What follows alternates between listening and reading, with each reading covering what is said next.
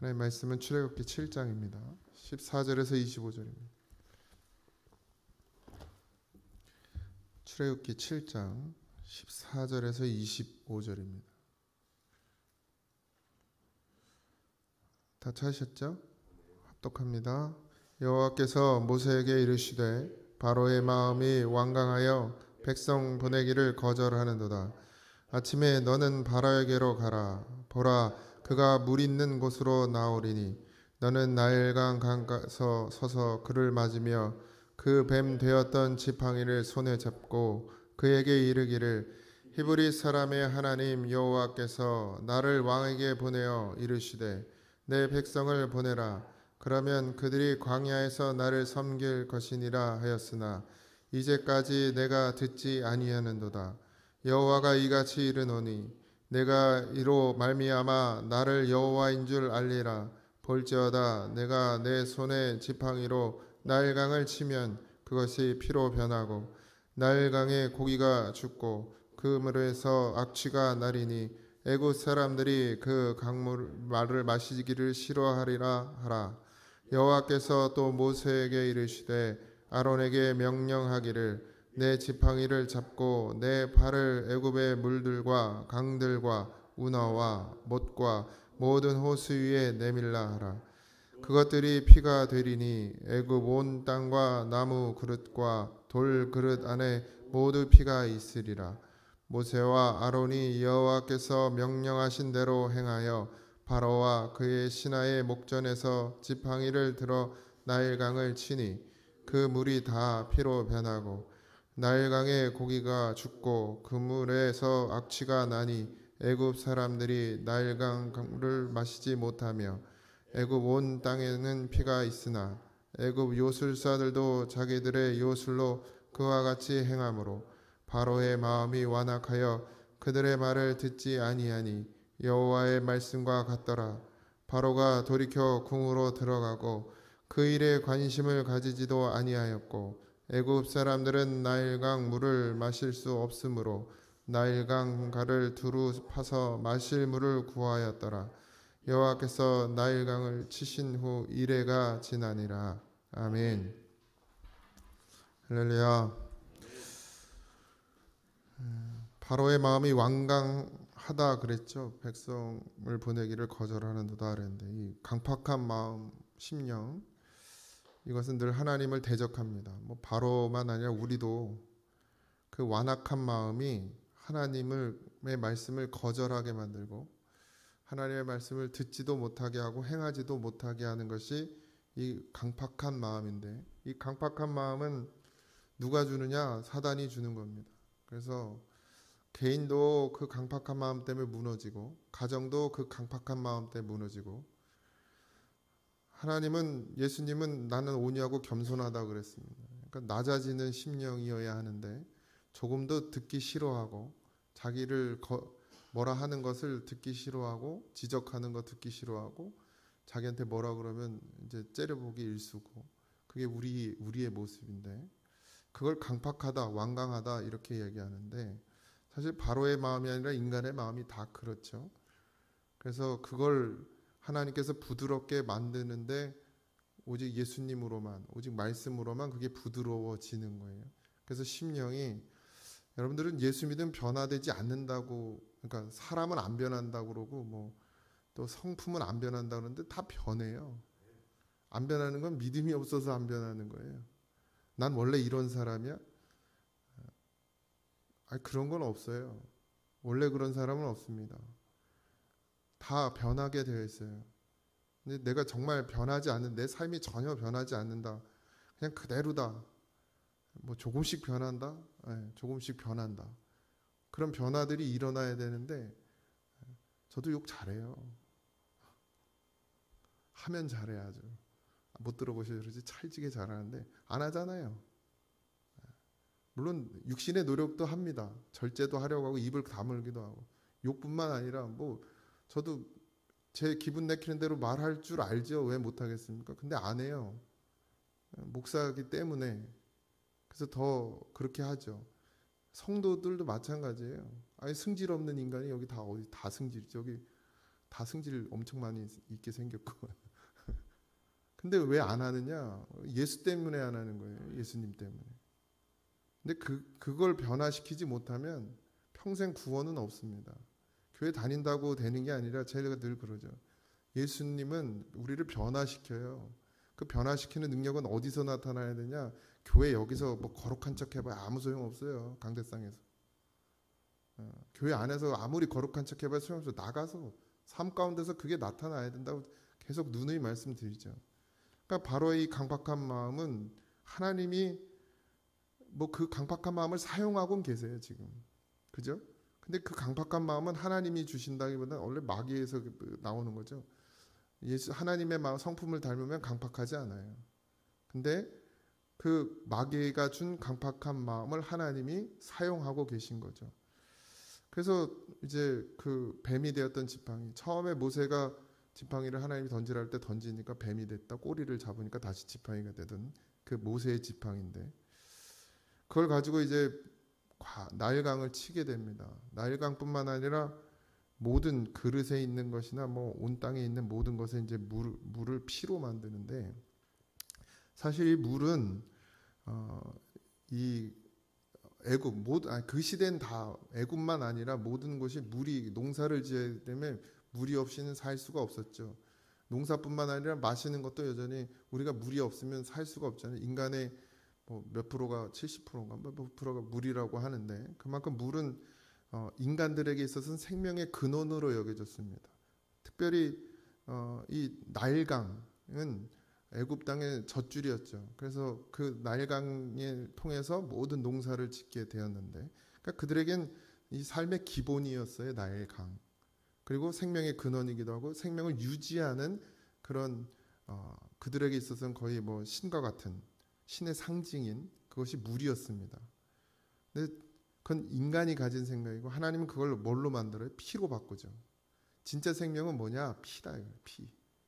사실 이건 예수의 피와 같은 의미인데, 그러니까 피로 인해서 결국 그 모든 생명이 죽잖아요. 이게 죽어야 되는 거예요. 우리는 예수님으로 죽고 어떻게 해요? 다시 살아나야 되는 거예요. 근데 우리는 이 땅의 것, 그러니까 물이 우리를 살린다고 생각하거든요. 근데 물은 이 땅에서 먹고 마시는 것으로만 살게 하는 것이지, 영원한 생명을 주는 것은 반드시 뭐 해야 돼? 피어야 된다. 그러니까 피로 인해서 다 죽게 되거든요. 사실 그것은 우리를 말해요. 우리가 예수의 피로 어떻게 돼요? 죽어야 돼요. 죽어야 어떻게 주님이 하나님께서 우리를 다시 살리시는 역사를 하죠. 그래서 첫 번째가 피예요. 피의 심판을 하시는 것이죠. 근데 결국 그 피를 가지고 하나님께서 우리에게 메시지를 주시지만 바로는 그것을 받지 않죠. 그리고 이제 요술사들도 같은 그 행위를 하게 되거든요. 근데 하나님이 그걸 막을 줄 몰라서 그냥 두신 게 아니라, 결국 그것 또한도 하나님께서 요술사들을 통해서 허락하게 하신 이유는 바로의 마음을 여전히 강팍하게 만들어야 하고, 그냥 아무것도 아니구나 이렇게 생각하게 만들어야 하기 때문에 그냥 그들이 하는 행위도 그대로 둡니다. 하나님의 계획은 첫 번째 재앙이 있지 않았어요. 마지막 재앙이 있었죠. 마다들을 죽이는. 거기까지 가야 했기 때문에 하나님은 여전히 모든 환경과 모든 상황을 통해서 바로를 그대로 그 강박한 마음대로, 완강한 마음대로 그냥 두려고 지금 계획하고 그 일을 행하고 계십니다. 어쨌든 우리는 이 상황을 통해서 우리가 정말 필요로 하는 것은 이 땅의 물이 아니라 하나님이 주시는 피여야 한다는 거예요. 그래서 그것이 우리를 영원히 살게 하심을 반드시 입는 것을 잊지 마셔야 합니다. 우리가 세례를 받죠. 사실 물로 세례를 받지만 결국 우리의 진짜 세례는 뭐죠? 성령 세례인데, 그건 예수님의 피로 말미암은 세례입니다. 그게 중요하죠. 물 세례는 그저 결혼식에 불과하죠. 그러니까 하나님과의 약속에 불과하지만 이 성령 세례, 주님과 함께 죽고 주님과 함께 사는 이 세례만이 참 세례가 되고 우리가 하나님의 나라에 가는, 여러분들 육신의 세례를 받는다고 다 구원받지 않습니다. 반드시 어떤 세례를 받아야 돼? 예수님으로 세례를 받아야 되죠. 그것은 단순히 그냥 목사의 그런 행위가 아니라 우리의 심령에 주님께서 그 피로 말미암아 우리를 씻으시는 그 세례가 있어야 됩니다. 그 시작이 바로 오늘 첫 번째 재앙입니다. 우리의 삶 가운데 정말 필요한 것은 육신의 근본, 육신이 살아가야 되는 어떤 생명의 근원이라고 생각하는 그 물이 아니라 모든 걸 다 죽이는 것 같지만 다시 살리시는 피여야 한다는 것을 오늘도 우리가 잊지 마시기 바랍니다.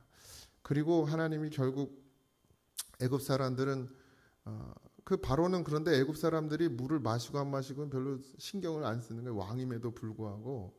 그렇게 됐으면 이제 걱정이 되어야 하고 염려가 돼야 되는데 그렇지 않죠. 그래서 결국 애굽 사람들은 나일강 주변을 파서 물을 구하게 되죠. 하나님이 다 여기에 보면 그릇, 돌그릇, 뭐 나무 그릇 안에 있는 것도 모두 피로 만들었다 이랬는데 사실 완전히 그들을 굴복시키려는 역사는 아니었지만 그럼에도 불구하고 이 그릇이라는 건 먼저 뚜껑이 있는 거니까 그러니까 나일강은 자연 그대로 있으니까 뭐 피로 변화했어도 뭔가 자연 현상인가 보다 할 수 있겠지만 집안에 있는 그릇에 있는 물조차도 피로 변화시키시는 그래서 어쩌면 바로는 간파할지 모르겠지만 애굽 사람들은 두려워할 수 있는 그런 상황들을 이제 하나하나 만들어가고 하나님이 결국 그들에게 내가 하나님됨을 알게 한다라는 그 전제 그걸 통해서 이 일들을 통해서 점차적으로 애굽 사람과 결국엔 바로까지 하나님이 하나님됨을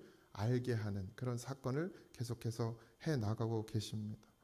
우리의 삶 가운데 정말 우리가 살고 있는 것들 우리가 하고 싶어도 우리가 계획을 가졌어도 하나님이 허락지 않으면 할 수 없다라는 것을 반드시 아셔야 합니다. 우리는 하나님으로 살아야 해요. 그게 그리스도인인 성도의 고백이어야 합니다. 내가 계획하고 내가 뜻하고 내가 생각한 대로 모든 것이 다 되어지면 안 돼요. 그리고 되어질 수도 없고요. 왜냐하면 우리는 다 욕심으로만 나의 생각을 채우거든요. 내 계획을 세워요. 잘 보세요. 우리의 삶이 정말 하나님 뜻대로 움직이는지 아니면 내 욕심대로 흘러가기를 원하는지. 근데 반드시 하나님 아버지의 뜻대로 그 모든 삶이 이루어져야 되는 줄 믿습니다. 그리고 그게 복이라는 것이죠. 우리의 삶에 물이 없어지고 모든 것이 피로 변하여 아무것도 거둘 것이 없다 할지라도 그것이 하나님의 뜻이면 그리고 그것이 하나님의 뜻이 이루어지는 것이라면 그건 우리에게 복이 됩니다. 살리는 역사가 되는 것이니 우리가 오늘도 기도할 것은 물론 여러분들이 바라고 원하는 것들이 다 있겠지만 그걸 구하지 말라는 얘기는 아닙니다. 그러나 하나님이 그 일을 이루시도록 하나님께 내 삶을 내어드리는 그 자세는 너무 필요하고 중요합니다.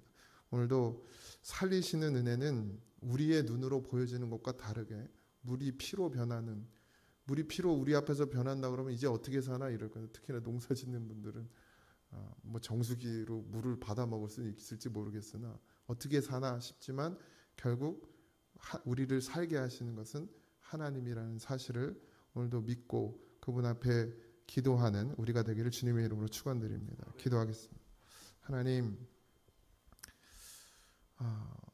눈으로 보여지는 것이 전부가 아닌 것을 늘 깨닫게 하여 주시옵소서.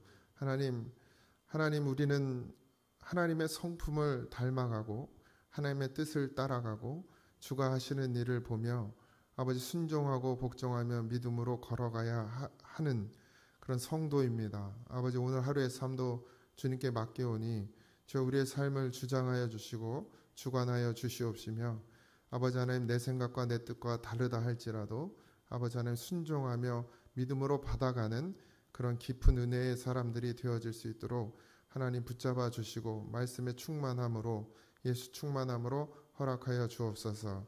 아버지 하나님 앞에 회개하는 심령들로 나는 없고 나는 죽고 예수로 사는 심령으로 하나님 변화시켜 주셔서 물로 세례받지 아니하고 이제는 피로 예수의 피로 세례받는 모든 심령들이 되게 하여 주옵소서. 모든 걸 감사하며 예수님의 이름으로 기도하옵나이다. 아멘. 하늘에 계신 우리 아버지여 이름이 거룩히 여김을 받으시오며 나라에 임하옵시며 뜻이 하늘에서 이루어진 것 같이 땅에서도 이루어지이다.